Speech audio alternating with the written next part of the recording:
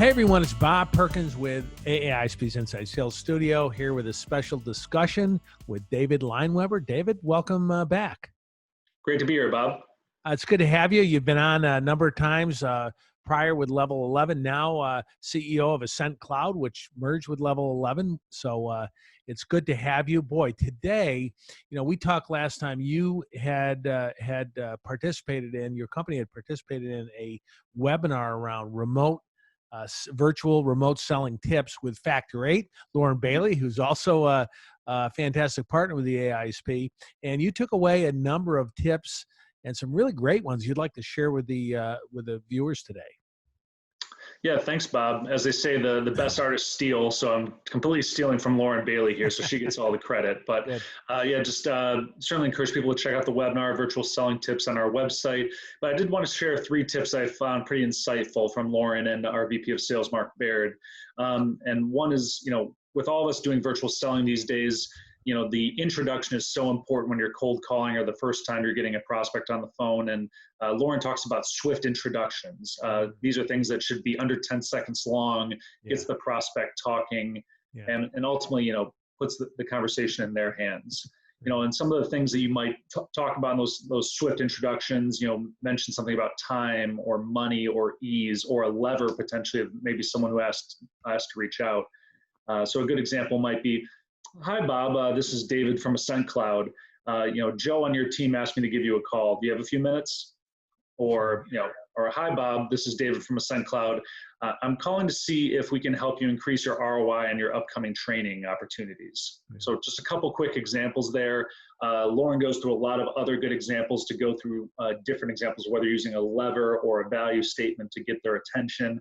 But again, you're trying to get them talking, get the ball rolling. Get them talking as soon as possible.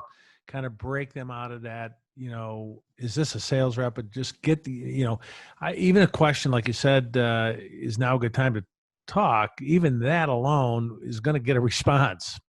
Get them talking. Right. That's a good one. What else do you have?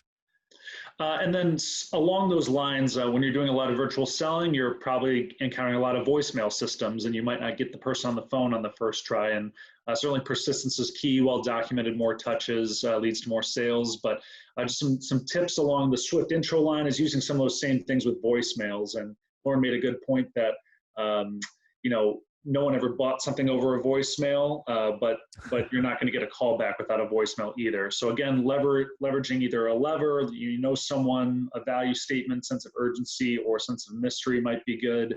One lever statement might be something like, "Hi, Bob, David here with Ascent Cloud. I work with Joe on your team. If you can give me a call back at XYZ. Again, this is David Leinweber at Ascent Cloud at XYZ. Give me a call soon." So again, name dropping is a good example of a lever of getting someone to actually give you a call back. You don't need to get into the whole pitch of who you are and what your product is. No. With the voicemail, you're just trying to get that call back. I say lots of other examples in the webinar, but that's just one example. Yeah, you're going to share in a minute the link to that webinar so our viewers can go out and get a lot more tips. But I like what you said. A couple things I picked up on. You said your name and phone number twice at the end. A lot of people don't get it the first time. That's great. And you left a little curiosity. But the most important thing, hey, I've been speaking with Joe on your team about this, and that alone may get a call back. That's great. Anything else that you took away you'd like to share? Yeah, and I hate to use that old catchphrase of always be closing, and not necessarily closing the deal, but always be closing for that next step. If you kind of leave the end of the call undefined when you finally get that person on the call, or you're not sure when you're going to have them next, asking them to do something, either they'll do what you're asking them to do, or will at least give them a sense of guilt if they haven't done it. So when you call them back next time, they'll be more at least willing to take your call. I've certainly had that. Good salespeople have done that to me in the past, where I didn't respond to their voicemail, or maybe I didn't follow up in a week. So when they called me back 2 weeks later, I took that call and we had that meeting. That's a really good point. This next step piece too. Today, especially now that we're thrust into this unfamiliar environment of working from home, people's calendars have changed, right? They're not the same routine as they used to be, where there's availability at certain times or, times to go to meetings. So I'd like the idea, instead of saying, it sounds like there may be some interest here. I'm going to follow up with you in a week. Instead of saying that, say, are you in front of your computer? Sure. Can we open up our calendars? Sure. How, Wednesday morning is open. Is that open for you? And so, nail down the specific follow-up meeting. Of course, it's a great point, Bob. I mean, I don't think anyone can honestly say that they're not at their computers when we're on Zoom calls all day. So everyone's a couple clicks away from their calendars at any given time. Yeah, that's great. Just a couple of follow-up thoughts, a question for you here too. The people that are making a lot of calls, making especially unannounced calls, non-expected calls. Talk to us a little bit about the importance of sort of making that genuine and human versus, you said this before, don't just say, hey, this is Bob Perkins with the AISP. Our association is the global leader in the inside sales community, advancing the profession. We offer, how do you kind of get warm and, make it genuine? Any final tips on that? Yeah, I guess I would just say don't show up and throw up like you were talking about. Don't make it all about what you're offering and selling. Try to make it about them. So that can be, as simple as just a quick look at their LinkedIn page to, get a sense of, a name drop you could mention, or just something about their company. But again, if it's a very first call, like you're talking about, that swift intro, try to get them talking as soon as possible.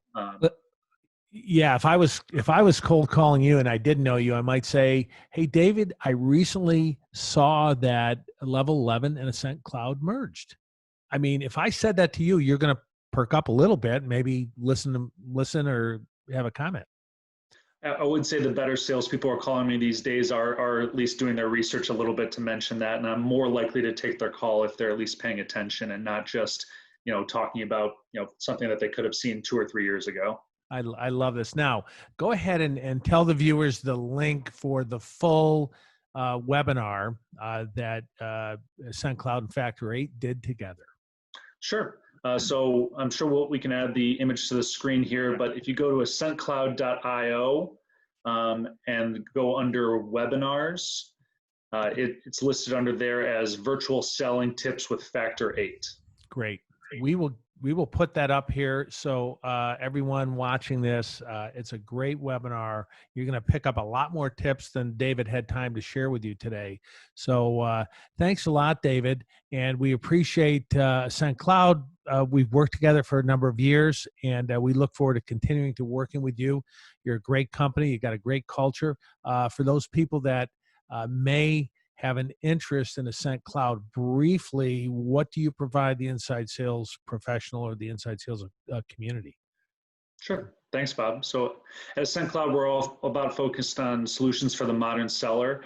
So we have 2 main products, one in LevelEleven, which is all about performance management. How do you motivate, engage, and coach people around the behaviors that lead to better outcomes?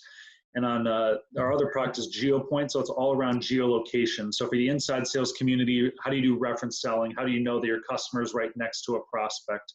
How do you do geographic marketing, targeted at that city or that area of the country?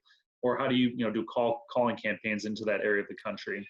Anything to do with territory planning or geography is also a great use case. It's a great tool, especially nowadays when we are, sales reps are dying to get differentiated ways to get leads, to find references, to see who else is doing something that they can reach out to. So, David, best way to get in touch with you if a viewer here wants to connect with you? Sure. So my email is david.leinweber, LEINWEBER @ascentcloud.io. And also feel free to go to our website and use the contact us form or request a demo form if you're interested in learning more. Great. It's great having you, David. We'll talk to you soon, everyone. Thanks for joining us for this special interview. And until next time, good selling. Stay safe. Thanks, Bob.